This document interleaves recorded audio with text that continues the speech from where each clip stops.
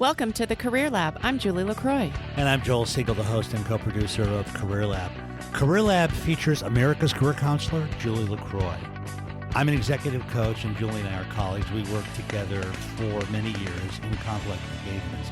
In this podcast, however, Julie is going to help adults of all stripes solve their major career challenges, and it's going to be exciting. So let's get started. Hey, Julie. Hi, Joel. How are you? Doing well. Good. So our next caller is going to be William. Yep. And we know that I think William's an attorney. He's an attorney. He's been out of the country. Yeah, he's been in Chile. Yeah. Just licensed in California. Yep. Probably got all kinds of attorney angst about what segment to be in. What kind of sector. And he's got a couple of barriers. He's got a little bit of a gap because he was out of the country. So he's got a 4 or 5 year gap. And he's a little bit career confused in terms of which area of law he'd like to practice. Yeah, and I think we can help him with that stuff. Let's see if we can tie it down. Okay. Hello. Hello, William. Good morning. How are you? Hi. Doing well. Thank you. Good, William. This is Joel Siegel. I'm the host of CareerLab, the podcast that features America's career counselor, Julie LaCroix, and Julie's here with me. How are you today, William? Doing excellent. Good. Well, we're happy to help you shine some light on your career areas, and I'm going to pass this over to Julie, and together we're going to help you work through this. Hi, William. How are you doing? Hi, Julie. Doing well, thanks. Happy Friday. Yeah, happy Friday to you too. You sent me a little bit of an email ahead of time, and I just wanted to point out a couple of things that I think we should really pay attention to as your core temperament strengths, because we always want to yield your strengths and leverage them when we're moving into a problem-solving situation, and you've got a bit of a puzzle, and I want to help you do that. The last thing you wrote to me is, I'll need to be optimistic and creative to pull this off, and I just want to highlight that optimism and creativity that you have, and because that's probably what's going to help solve this problem. Mm-hmm. All right. Sounds like good. Yeah. I'm in agreement. Yeah. So it sounds like you are trying to figure out how to reestablish yourself as an attorney with a newly minted license in the state of California and experience overseas, but with a couple of barriers like a gap and not really sure that you want to move forward in your area of practice prior, but maybe identify a new one. Did that summarize it clearly? That's correct. And I would say, I don't know if I'm at the level of experience where I necessarily need to declare an area of specialization. Ideally, in the perfect labor market, one graduates, finds the perfect law firm to work with, stays in a specific area of practice and develops that. And then 7 years later, they're competing for partner. Mm-hmm. I graduated in 2010. That was not the reality for myself and most of my classmates. That's actually made me a lot sharper, objectively speaking, and it's made me learn a lot more. But the trick is going to be marketing that. So now I have experience in, say, antitrust, environmental law, this produce trade in the international context. But those are 3 very different things. And so I need to kind of come up with a strategy on, do I pick one? Do I make different resumes? Or how do I just sell myself? So that's kind of what I'm dealing with. Julie is going to help you with that. And in order to tee that up for you a little bit, Julie, let me ask you a question, William. Mm-hmm.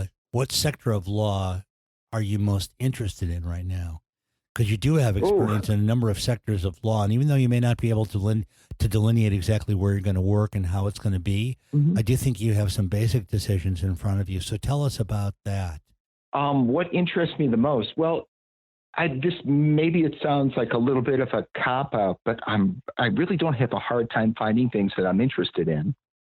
If I had to pick between the ones I just rattled off, I would say antitrust law. But it's a difficult field to get into. I certainly don't want to narrow myself to that. So you're really then saying that you're open to an initial attachment with a firm in any number of areas. For example, business transactional law, family law, estate and trust law, those kinds of things. Are those areas interesting to you, or would you like to delimit some of those out? No, I would. I probably wouldn't look into, say, wills, trusts, and estates or family law. I don't think that's where my strengths are. It sounded like what you were saying, right? And you probably would take criminal law out of the mix too. Correct. Unless it were like business criminal law, like So you're looking more fixers, that sort of thing. In the business sectors, which have to do more with business transactional, international law, antitrust law, those kinds of areas. Yes, and I think if there's a common thread in what I've done to date, it's been working with federal statutes and research writing intensive cases and disputes. Great. Well, that helps us understand you a lot. I just want to say something that I'm noticing here, William. You've said a lot of things that point to a working hypothesis that I have, that you appreciate the fact that you didn't go into a specialty right after grad school. You said it made you stronger. It also seems like you said, I don't know if this is a cop-out, but I don't really want to specialize in any one thing. It sounds like you like the variety and you want to work on a variety of different things, not limit yourself and become a niche player. And I just want to structurally make sure that I understand your thinking, because if you want to be a specialist, then we need to figure out what that specialty is. But if you want to be more of a breadth player, we're going to have a different strategy for you and a different plan. And either of those is okay. Okay. Well, I would say, Julie, if I had the chance to become a specialist tomorrow, I would put my heart and soul into doing that. But in the meantime, while I'm looking for the right match, I kind of feel like I need to go where the market is. For example, another area that I didn't even name that I've had a lot of exposure to over the years is labor and employment law. Oh, wow. I've never held myself out as a specialist in that area. But I've noticed in California, it seems very popular. It is. There's a lot going on in California in labor and employment. And it's been my experience that we have a strong need for it. And we have some wonderful professionals and companies, firms, large and small, focus on that.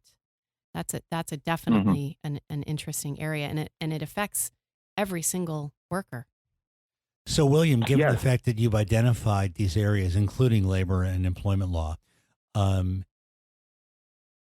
potentially workers' comp and some other things that are attached to that, how can Julie and I help you move your career forward in that context? I mean, what are the challenges you feel you'll be facing right now in terms of applying for positions with firms in those special areas that you feel competence and or interest in? That's a good question. I think there's at least two answers. The first is I need to meet people. There's only so much you can do when you're new to the state. You don't really have any connections and you're not in circulation. You need to actually get to where the people are and make proximity. Your pitch. The second part is actually making the pitch.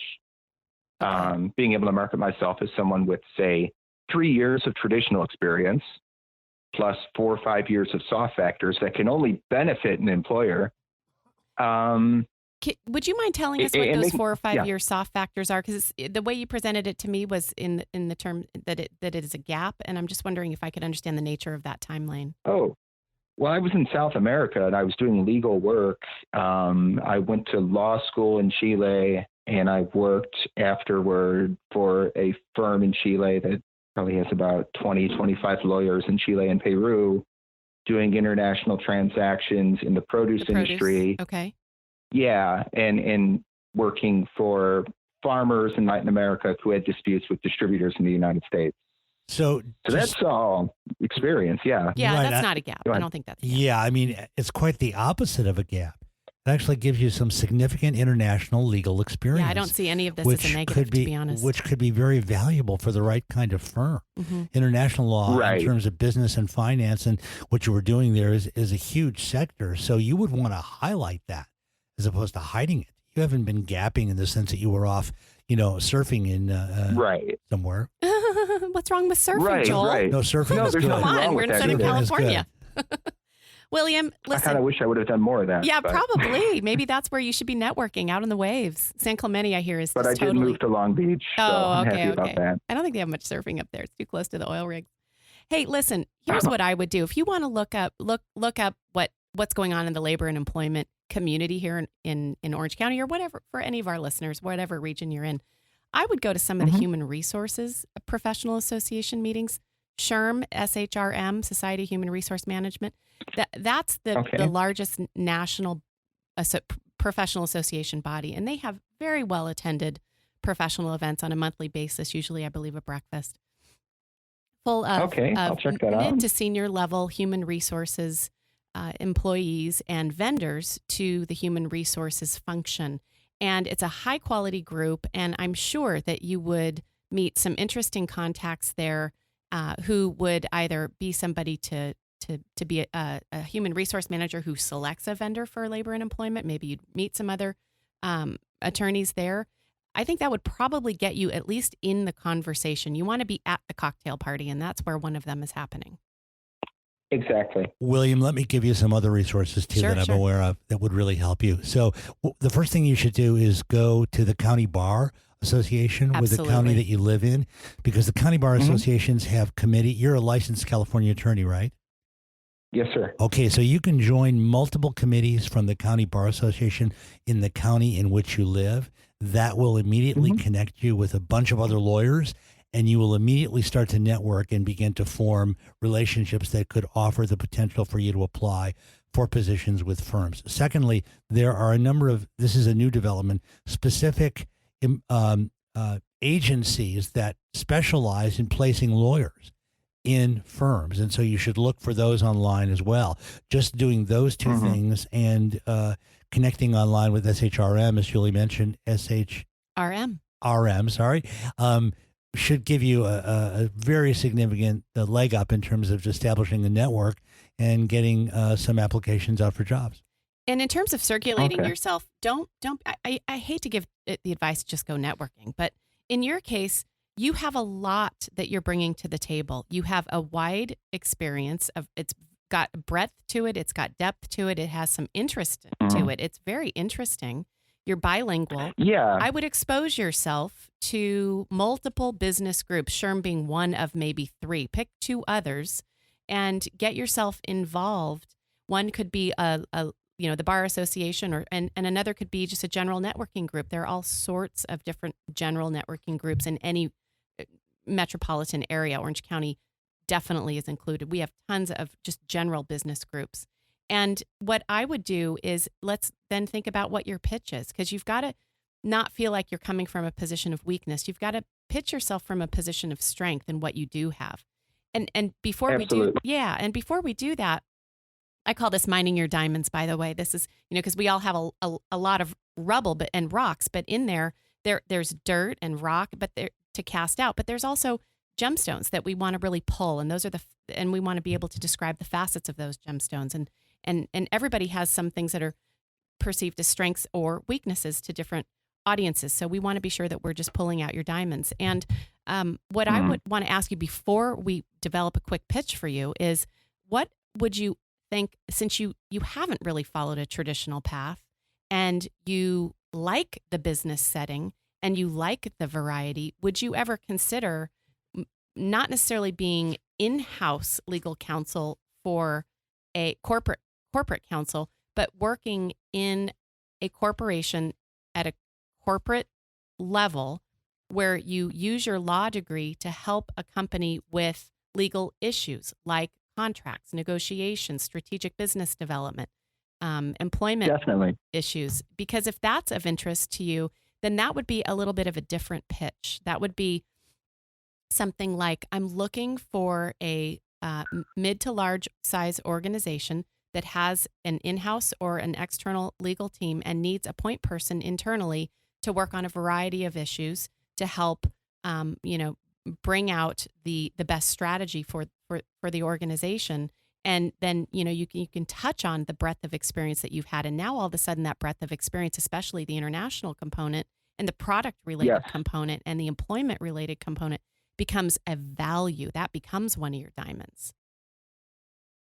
I would think so, yeah, because when I was in Chile, for example, we'd be working with producers and exporters of produce. They'd have a variety of legal issues that I could not personally do because I was physically there. But then I would be kind of overseeing those issues in the same way that say internal counsel would at a big corporation. Suddenly you're dealing with multiple lawyers in the United States, making sure they're not billing too much, that they're doing things correctly and efficiently. So yeah, that's another way to certainly spin that experience, and absolutely another area I could look into. Yeah, because sometimes when the world does not conspire to put you down what looks like a traditional route, you have to kind of look at the route that it's putting you on and hit the gas pedal on it. And to me, you're a great communicator. You like business. Everything that you're telling us that you're interested in from a legal profession has variety and a business component to it. So I really would, if you haven't thought about that, I'd sleep on that for a few nights and really think about, what about a position for me in-house, at a corporation instead of in a law firm? Because you want to go where you are going to feel like you are working from a position of strength, where you're fitting in with the people. Do you fit in with lawyers or do you fit in with business people? Don't answer that, but think about it. Do you want to be working side by side with lawyers? Do you want to be working side by side with business people? Do you enjoy talking to marketing people and HR people and operations people and supply chain people and distribution people and sales people and executive level leaders? Is that fun for you? Yeah, my guess is it probably is. So I'm not going to try to push you in that direction. I'm just trying to paint a little more of a colorful picture for you, to bring it into from blurry to a little bit closer in focus, and I'll let you pull it into tighter focus and really examine it. But that's what I would do. I would surround yourself with a couple of groups of legal professionals here in Orange County and a couple of groups of business professionals in Orange County. Get a little bit more data. Knowledge is power. And part of the reason that you're at a place of no decision is, I believe, lack of information, not an indecisive decision-making style. And so I think if we gather more like if you're feeling like you're bumping into a glass wall in terms of looking like a competitor for a law firm position, let's look somewhere else. I always try to help people find their 80-20 rule. And if 80% of your probability is in a corporation and there's still 20% probability getting into a law firm, put 20% of your efforts into that and 80% of your efforts into this, and you'll probably find you're running water more quickly. Yeah, I would say I should probably do both. There's certainly no reason why I shouldn't compete for a law firm. It's just that, I need to acknowledge that I basically have 3 years of experience, even though I got my degree 8 years ago, that sort of thing. Sure. And that seems reasonable. You just have to find a way to communicate that. Absolutely. And your international experience, again, don't think of it in terms of a gap. If you find value in your background, they will find value in your background. You have to give yourself some credit for working internationally, for living in an international community. It's important that you present that as an added value and something you're very proud of and something that brings a different perspective to the firm. So put it front and center. Don't hide it. Don't bury it. Don't try to look like everybody else. Be who you are. You've got to own your experience. Okay. That should be no problem. Yeah. We're glad to hear that. I mean, just to let you know a little bit of further information about that, I do talent acquisition for a lot of my clients, and I look at gaps all the time. And again, a gap is really when a person isn't working or they're taking time off for an ill family member or surfing or doing whatever. You don't have that, William, so you don't really have a gap. It's important that you don't think about it like that. I also think you've probably, now that we've talked with you, I think you probably overestimated the initial degree of difficulty in getting hired by a law firm. I think you're going to be hired fairly quickly if you do what I said. And Julie said, contact the county board and make some of those contacts. I think you'll land pretty quickly. And then from there, you'll be able to survey where you go with your career. Right. Yeah, it's all about finding people. Well, I really appreciate the conversation. Julie will definitely follow up. Sure. And I had never heard of this organization before, this SHRM. I'll make sure I reach out and head to their next meeting. Yeah, that'll at least let you know whether or not you want to go into labor and employment because those would be your counterparties. Okay, cool. Well, William, we have been so glad to have you on the show. Yeah. We'd like to touch base with our guests later on to see how they're doing, where they landed, and what's going on with them. So hopefully we'll be able to reach out to you and hear from you in the future. Would that be all right? He has to bring us Chilean wine to get on our follow-up list. Oh, that's right. I forgot about the Chilean wine. Yeah, so bring that over, and then we'll talk about the follow-up. And some of those good strawberries or whatever produce you were selling, too. Let's have some of those. Oh, definitely, definitely. There's actually a produce show in Anaheim, I think this year. So, oh, nice. I'll make sure they bring some up. Well, it's been a pleasure having you on, William. Best of luck, and we'll see you in the future. Good luck. All right. Hey, thank you so much. Bye-bye. Take care. Well, that was fun. He was. I especially like the idea of the Chilean wine and the strawberries, Julie. Absolutely. Well, you got it started with surfing. I'm ready for lunch. Let's go have some fun. No, I think that what you said, that he's overestimated the barriers. I think you're right. A lot of people kind of do that. And for him, if you imagine a glass of water, half full of water, half full of air, a lot of people look at what they don't have instead of looking at what they do have. And it's just a matter of turning this young man's frown upside down and teaching him how to lead with his strengths. I wish we had more time to really pick apart some of his real successes and accomplishments to help him articulate those in a way that makes him feel really, really confident. I think what he needs is to follow up with you a little bit and have you tee up his sort of portfolio and presentation. Because what I got from him was, not only his CV, but just his overall, as he put it, his pitch or, his elevator speech. Because what I think was going on there was he didn't say this, but my underlying feeling was that he was intimidated by the U.S. legal realm, coming from working overseas. I would be. Where it's a different climate. It's, law is very high power in the U.S., and especially here in Southern California. And he's probably a little intimidated by that, and we need to help him get through that. Yeah. But he's going to land and do fine. For sure. He didn't realize was that his experience in Chile was such a strength. Yeah, and one thing I'm really happy about and hopeful about is that he did say that his strengths were in research and writing.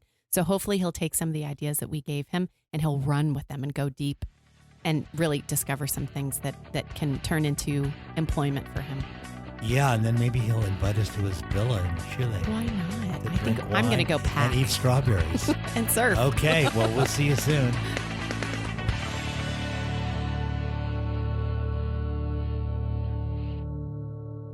If you'd like to be a caller on the CareerLab podcast or download my curriculum, visit CareerLabNow.com. If you need executive coaching to improve your leadership skills, grow your small business, or you're a professional in transition after a significant career event, reach out to Joel, joelsiegelphd.com. There you go, corporate America. One more qualified adult delivered right to your doorstep to help you close your skills gap.